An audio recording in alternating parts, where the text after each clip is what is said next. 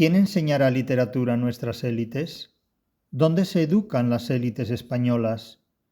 Estas son dos preguntas cuyas respuestas resultan muy incómodas, y voy a decir y a explicar por qué.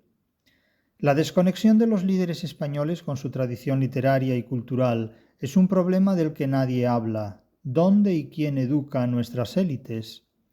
Esta pregunta puede formularse y responderse de muchas maneras, pero habitualmente nadie se preocupa en público por la educación de las élites, sino más bien por la enseñanza pública del pueblo llano.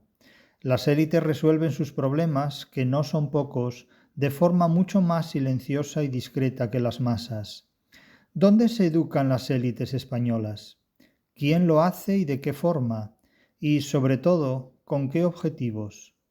Traten de responderse ustedes mismos. Les daré algunas pistas a ustedes y a las élites, porque hay aspectos que ellas también ignoran y no son conscientes de ello. Naturalmente, depende qué queramos entender por élite, pero si hablamos de las élites políticas, económicas, culturales y mediáticas españolas, la respuesta más precisa a esta pregunta sería que se educan en instituciones profundamente dependientes de modelos extranjeros, especialmente anglosajones y desconectadas de la tradición intelectual hispánica.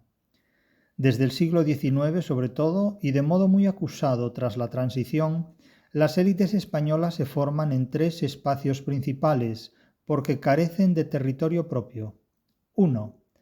Colegios privados y religiosos, muchos de ellos con métodos y valores importados de Estados Unidos, Reino Unido o Francia, donde se cultiva una visión internacionalista que suele marginar la cultura clásica y la tradición hispánica, griega y latina.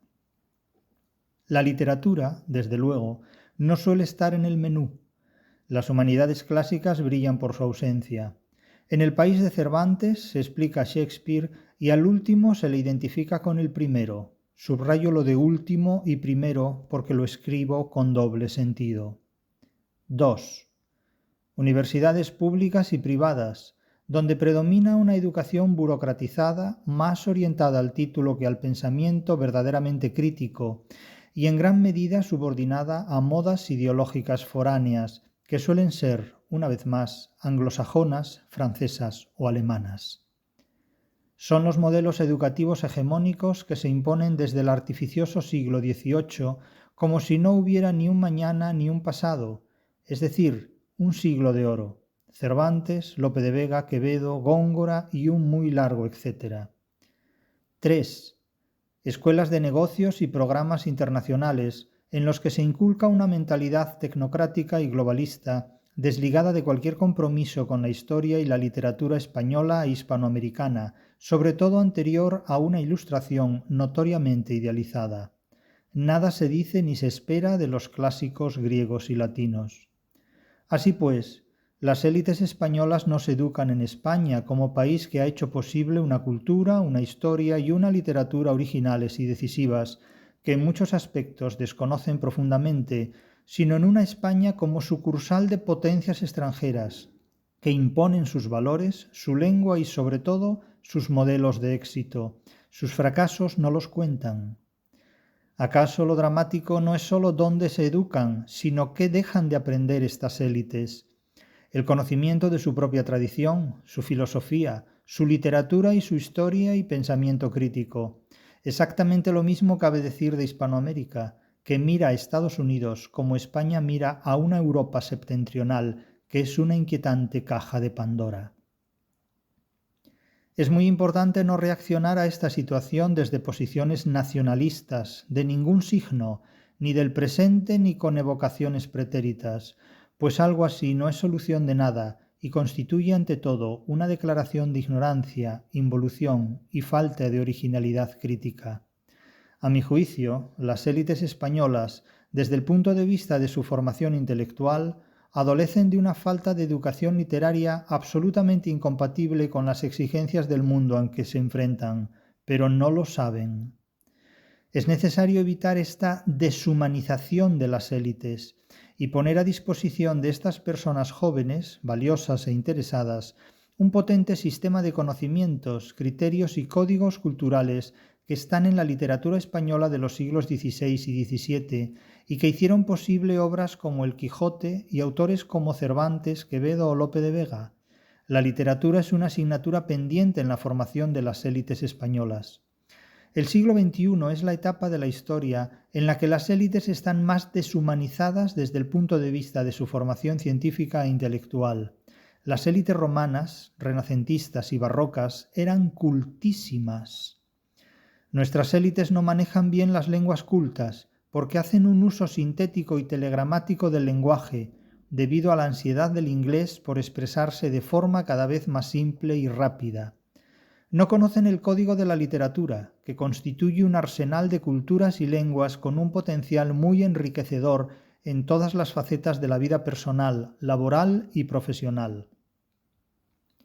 El conocimiento de la literatura puede proporcionar una experiencia compartida y solidaria que no facilita con la misma eficacia ninguna otra actividad humana, y permite reflexiones que van más allá de la riqueza, el éxito y el liderazgo entendidos al modo estadounidense. El arte de la prudencia, la gestión ética del comercio, el control de patologías, pasiones hostiles y adversidades profesionales encuentran en muchas obras literarias caminos muy útiles para la reflexión personal en el ejercicio de la actividad laboral. Ustedes se preguntarán, en definitiva, ¿quiénes educan a los españoles? La literatura y la realidad no me dejan mentir, la Iglesia y los extranjeros. El clero y las potencias europeas han sido siempre los maestros que hemos tenido los españoles desde pequeñitos. Borges se jactaba de leer a Cervantes en inglés y de pasar sus noches con Virgilio, como si a esas horas no hubiera mejor compañía. La educación de nuestras élites, desde el siglo XVIII, adolece de tres problemas. 1. Su simpatía acrítica con culturas extranjeras, como si aquí no tuviéramos un siglo de oro y un arsenal de valores humanísticos y solidarios de primera línea. 2. Un complejo de inferioridad impuesto incluso al pueblo llano y más humilde, debido a un sistema educativo que sirve a Inglaterra, Francia o Alemania, pero no a Galicia, Asturias, Salamanca o al resto de España, por ejemplo. 3. Un alarmante desconocimiento de literaturas clave en la historia del pensamiento crítico, sobre todo en lo relativo a las literaturas española, hispanoamericana, latina y griega. A nadie le interesa disponer de élites mal formadas. Las universidades privadas, así como las escuelas de negocios, deberían contar con profesionales de la interpretación literaria, no con gurús de la cultura, ni filosofastros de autoayuda, cuya filosofía es una retahíla de ocurrencias absurdas. Por desgracia, las universidades públicas, que precisamente llevan ocupándose de la literatura desde hace décadas y siglos, hoy le dan la espalda con toda indolencia. ¿Quién enseñará literatura a nuestras élites?